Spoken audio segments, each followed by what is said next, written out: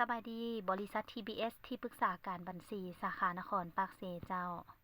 พบพ่อกับใบมื้อนี้เนาะคือเก่าเนาะมื้อนี้ใบก็สิไปพบลูกค้าเนาะซึ่งบริษัทเฮานั้นให้บริการอย่างแดเนาะรายละเอียดแม่นตามนี้เลยเด้อลูกค้าเนาะ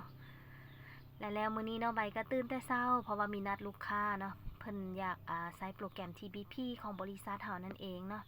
ซึ่งมีนัดกับลูกค้าอยู่ในเมืองอยู่แถวหลักสองเนาะอยู่ล็อบบี้โรงแรมสายลมเย็นนั่นเองเนาะ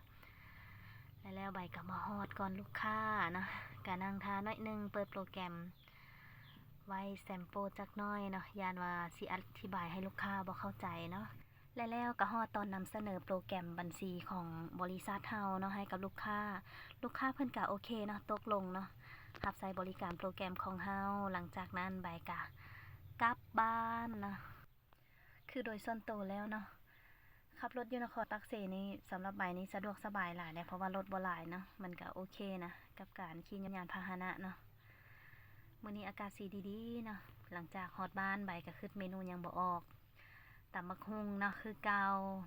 ขาดบ่ได้ในแต่ละมื้อและสิ่งที่เคียงคู่กันไปนั่นก็คือน้ำมักไหม้กาสะดาเนาะคือทุกมื้อที่ใบต้องได้กินข้าวสวยหรือว่าไปไสนี่ใบจะพกติดไปนำตลอดเนาะแซ่บถึกใจเนาะ